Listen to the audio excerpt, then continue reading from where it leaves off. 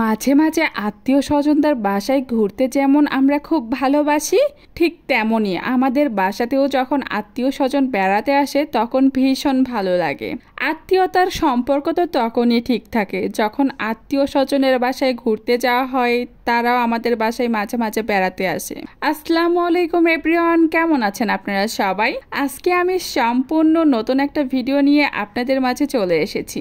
আজকে বাসায় অনেক গেস্ট চলে আসবে, এজন্য বাজার থেকে আতপ চাল, ডাল, গরুর মাংস, মাছ এগুলো নিয়ে আসা হয়েছে।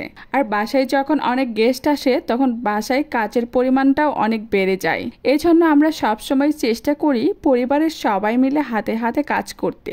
বাসায় যখন অনেক মানুষের আয়োজন হয় তখন দুই একটা রান্না আমার শ্বশুরই করে। আজকে সে মাছের মাথা দিয়ে বুটের ডাল রান্না করবে, এজন্য চুলার এক পাশে বুট সেদ্ধ উঠিয়ে দেওয়া হয়েছে আর অন্য পাশে সবগুলো মশলা খুব ভালোভাবে কষিয়ে নিচ্ছে। আমার শ্বশুরের হাতের বুটের ডাল ভীষণ মজা হয়, তাই তো আমাদের আবদারে আমার শ্বশুর এখানে বুটের ডাল রান্না করছে। আর এইদিকে মশলাগুলো কষানোর পর এর মধ্যে মাছগুলো দিয়ে খুব ভালোভাবে রান্না করে নিচ্ছে। আর মাছগুলো রান্না করতে করতে সবগুলো মাছ ভেঙে ডালের ভিতরে দেওয়া হবে।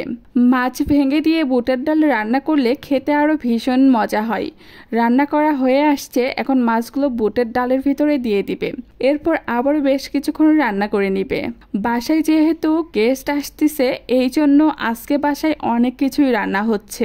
বুটের ডাল রান্না হওয়ার পর এখন চুলায় উঠিয়ে দেওয়া হয়েছে দুধগুলো জাল করে নিয়ে এর মতো সিমাই রান্না করব।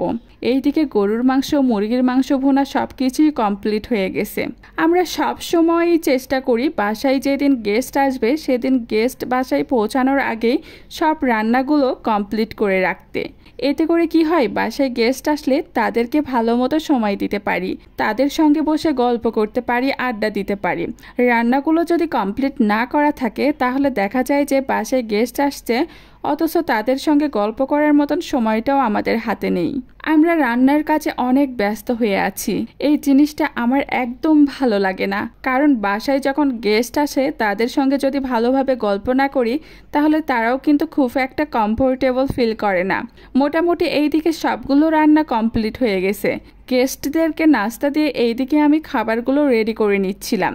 নাস্তা রেডি করতে ব্যস্ত ছিলাম, এই জন্য নাস্তার ভিডিও ক্লিপগুলো নিতে পারিনি। এখন যেহেতু গেস্টরা নাস্তা করছে সেই ফাঁকে এইদিকে আমি খাবারগুলো বাটিতে উঠিয়ে নিয়েছি, তাই ভাবলাম একটু ভিডিও ক্লিপ নেওয়া যাক আর আপনাদের সাথেও শেয়ার করি। আজকে আমাদের গেস্টের জন্য ছিল মাছ দিয়ে বুটের ডাল, গরুর মাংস ভুনা, মুরগির মাংস ভুনা, মাছ ভুনা, ডিম, শসা, এইগুলোই ছিল আজকের আয়োজন। বাসায় গেস্ট আসলে আমার তো অনেক ভালো লাগে, কারণ গল্প গুজব আড্ডা চলতেই থাকে আর তার সঙ্গে এত মজার খাবার বাসায় রান্না করা হয়। খাওয়া দাওয়া প্লাস বিনোদন আর কি লাগে জীবনে। তাই তো আমি আমার আত্মীয় স্বজনদের বলি যে মাঝে মাঝে একটু বাসায় বেড়াতে এসো, তাহলে আত্মীয়তার সম্পর্কটাও ভালো থাকবে আর আড্ডাটাও জমবে বেশ। আপনারা সবাই ভালো থাকবেন, আবারও দেখা হবে নতুন কোনো ভিডিওতে। Thank you so much for watching my video.